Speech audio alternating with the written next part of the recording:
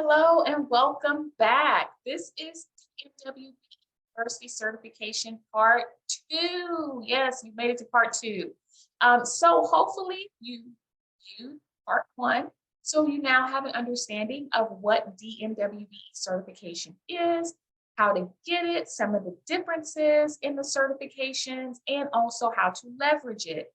So what we're going to do is spend some time in Part 2 talking about some of the pitfalls, some of the things that applicants commonly fall into because they're just not aware that these are potential issues that could end up causing them to become denied for certification.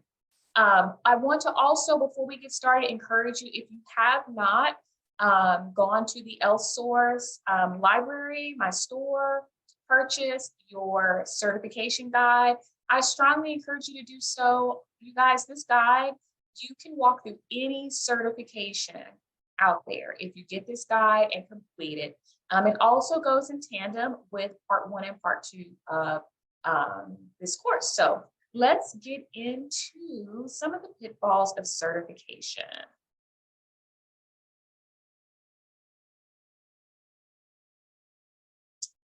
All right, so there are things that you should and should not do when you are applying for certification. But you may be asking yourself, like, what are those things that I should and should not do? So let's drill down into some of them. The first one is going to be making sure that you own 51%.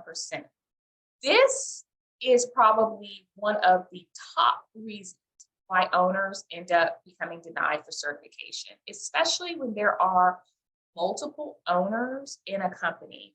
If you have two owners, it's 5149. Sometimes your tax returns may state 50.1% and not 51%. So these are things that you have to be very cognizant of when you are applying for certification. 51% is not the same as 51%. If you do not own 51% and you are claiming in your application that you do own 51%, your stock certificates, membership certificates, your stock membership register, your minutes, your bylaws, all have to represent that you own 51%. In addition to that, you also have to prove up how you paid for it, okay? So that proof of payment must also represent 51%. So those are things that you need to make sure all align to your ownership percentage. If you do not own 51%, let's just say that you start doing your documents and you're like, oh shoot, I only own 50.1%. And your partner, be it minority or non-minority, decides to just give you 1%. That is a no-no, okay? You still have to prove up how you acquire the majority interest in the company, regardless of if that partner is a minority or non-minority. So that is pitfall number one. Make sure you own 51%. Make sure that if you have a CPA or a tax professional doing your tax returns, that they are accounting for that 51% on your tax returns, because I have seen so many cases where the tax returns say 50.1% or 49%, and you're walking around, you're thinking that you own 51% and you don't. And there's nothing that you can really do for those taxes that you submitted to the IRS stating that the ownership was what it was. So make sure that you are reviewing those tax returns, and if that ownership is not representative of 51%, have that corrected before you submit your taxes. The next pitfall, number 2, is proving capital investment. Whew. I tell businesses all the time, you did not start this business with nothing, okay? You started the business with something. There was some type of investment that you put into the business in order to get it started, be it money, real estate, equipment, either owned or leased, or sweat equity. Now, let's back up and just talk about these briefly. I'm going to do a big drill down of the 4 types of capital investment in a later video, but let me just kind of give you a glancing overview. So with money, when we talk about capital investment in money, we're looking for some type of either transfer from a personal account to a business account, a canceled check. If you can show where you pulled maybe cash out, show where that money was pulled out of. So you're going to have a bank statement, probably the receipt for that transaction. and then showing that same amount of money invested or deposited into the business account. If you're going to do that, I would suggest you do it on the same day, just so records are pretty clean. But there has to be some type of proof of where the money came from and where it went. Okay. Real estate is also another way that you can prove up your capital investment. Let's say that you own property. A lot of folks out here own commercial property. Well, if you own some commercial property and your business happens to be located in one of those locations, you could basically state that that real estate that you own is your capital investment. You own it and you're using it for the business operations. Your home does not constitute a real estate investment, okay, as far as capital investment is concerned. So even on your tax returns, you can't claim your entire house if you're home based on your taxes.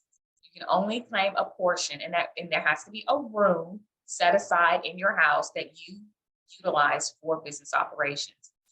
So your personal residence cannot be considered for your real estate capital investment.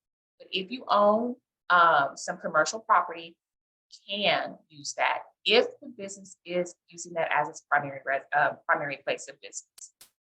Equipment. Okay, so own or lease equipment. Now, when it comes to equipment, there may have been, when you started your business, you may have, went out and bought a laptop, a printer. Maybe you purchased some equipment for your operations. Maybe you needed a special type of scanner or whatever. Keep copies of those receipts for anything that you purchase in order to operate your business. I'm a consultant.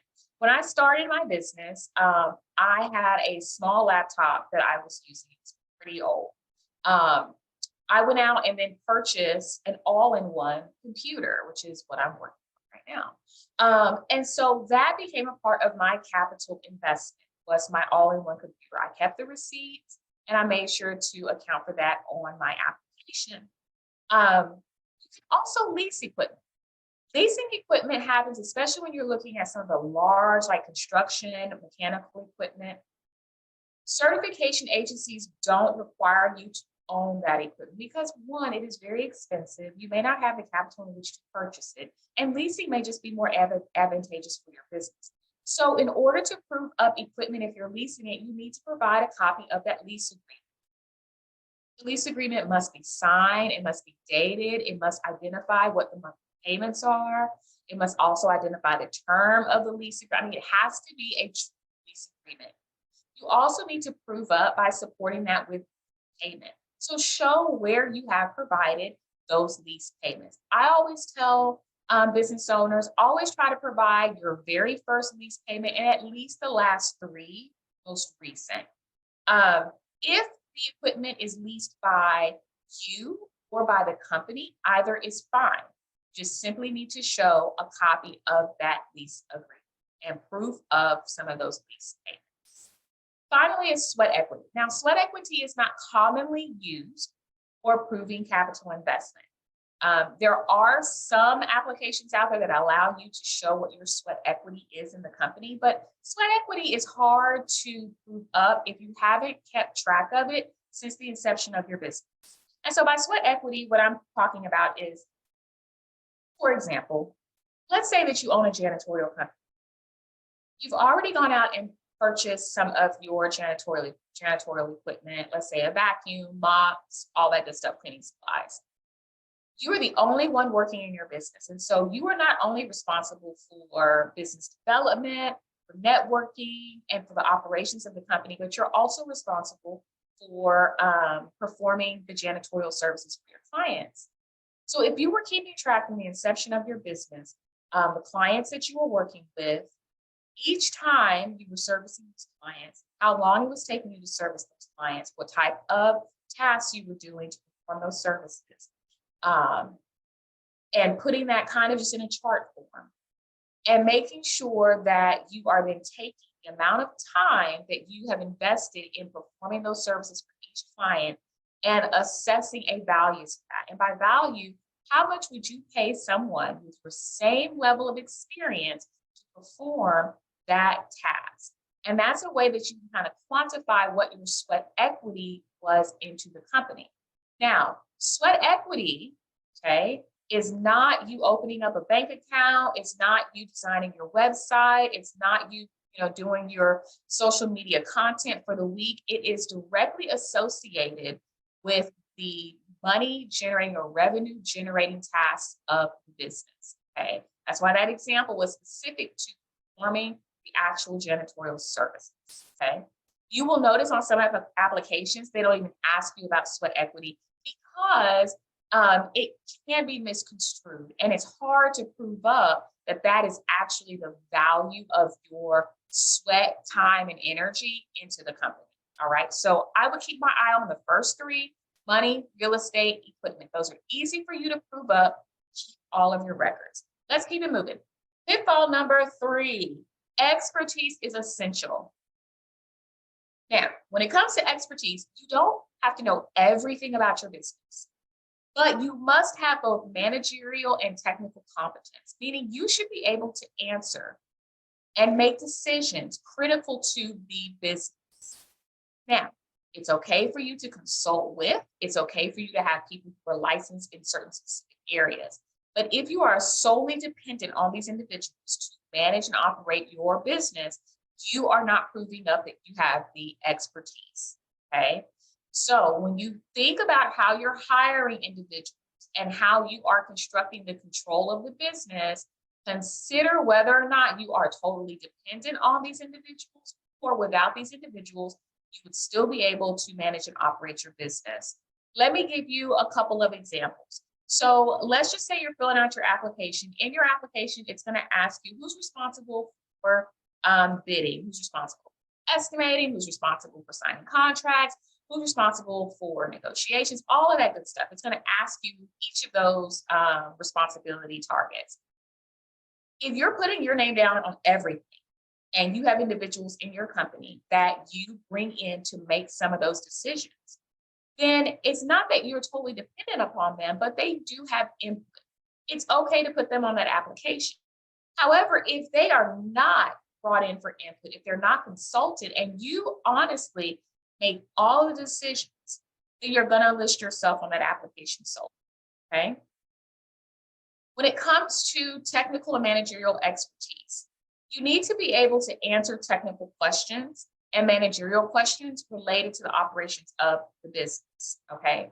When I used to do site visits, I would go out to the office location and talk to the business owner. I would ask them the contracts. I would also talk to some of their employees and ask their employees, like, well, who normally negotiates contracts here? And who do you go to if there's a question regarding the estimating of a project, and see what their response is. They're going to tell the truth.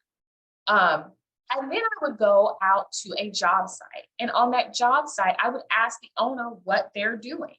And I would be so surprised, because some owners that I thought didn't have any technical expertise at all would be able to tell me in layman's terms what they were doing on that project. There were some who had no clue, and they had to refer to their foreman or their job site superintendent in order to answer my questions. So when we talk about possessing managerial and technical expertise, we're not saying you need to have all the answers and know everything, but you should be able to answer questions related to the technical and managerial operations. Hopefully that is not clear as mud, as clear as water, okay? Let's keep it moving then. Pitfall number 4, is the compensation commensurate? So this is a big one, because I've had some people say, well, I don't compensate myself. I've had some folks say, well, I have other owners in the company, and so I'm going to compensate them first, and I'll get mine on the back end. I've had some who they pay themselves, they pay others in the company, and their compensation is less than. My question for you is, do you think that the president CEO of Apple is making less than the vice president, is making less than the director? Do you really think that happens? It's not happening. They're the highest paid. It should be the same thing in your organization. If you own 51% of the company and your title is president, compensation should be commensurate to that. Okay. If it is not, then you're going to have to look up why you're paying others in your organization more than you. Okay.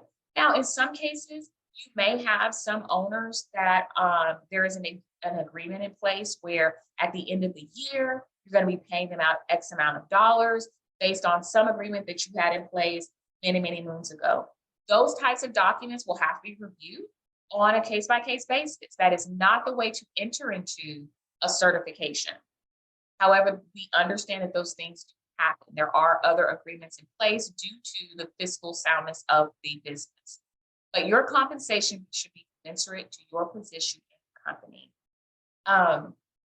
It's just like coming out for a site visit. If I go out for a site visit and I'm going to meet a minority woman business owner and her office is in the back of the building, whereas a non-minority owner's office is in the front and he's got a corner office, I have a problem with that. How are you truly representing yourself to be the president of the company if your office is in the back and it's small and nobody knows that you're back there?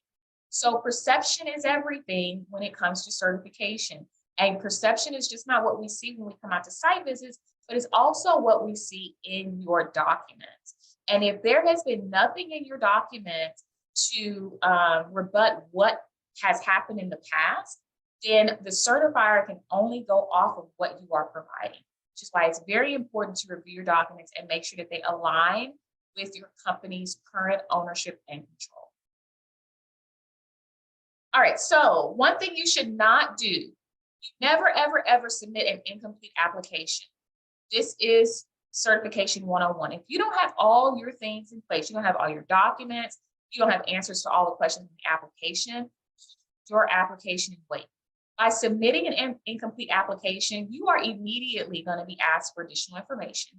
You're only going to be given a certain amount of time to get that information in. And if you don't get it in within that deadline, you're going to be non-response. They're going to close your file. And at some point after that non-responsive action is taken, you will have to reapply, meaning go through the whole process again. So it is better for you to just hold on to your application until you have everything in place. Do not embellish the facts, okay? Embellishing can get you in so much trouble. Number one, these programs were created to give you minority, women-owned, disadvantaged business owners an opportunity to grow capacity by being positioned for these contracts. So there's no reason to go into certification lying about your capacity. That is not necessary. The other thing is, if you embellish and it's found that you do embellish, there are penalties that you can face. On the federal side with the DBE and ACDBE program, you can be looking at not only financial penalties, but also jail time. And it does happen. I've been involved in investigations where the owners were not only fined, but they were also put in jail. And the business was barred from being a part of the DBE program ever again. So you want to be very truthful when you are submitting your applications. Also, if you are embellishing and the certifying agency asks you for additional information and you can't prove it up, now you just, put your application kind of under the microscope, really, for potential denial. So just tell the truth. If you don't have equipment, guess what? You don't have equipment. You have to explain how it is that you do business. That's all. If you didn't pay for your stock, your 1%, you need to explain it. You may or may not get certified, but the point here is just don't embellish facts. Put it out there exactly how it is and allow your application to be reviewed based on experience. So that is all that I have for you for part 2. I know it was pretty quick, but I really just wanted to give you some quick points on some pitfalls and things not to do with your application. Again, if you have any questions, any questions arise, scan this QR code, book a free consult with me, and we can get on a call and we can start walking through what those questions and things might be. I strongly encourage you all to do that. I am a resource, so I'm just not here as a consultant, but I'm also a resource for you. So I thank you so much for watching this video, and stay tuned. Please like, share, comment. I'm going to be putting more content out on my YouTube channel. You can also find content on LinkedIn as well as Instagram and Facebook. So I really appreciate your time. And until next time, you guys take care.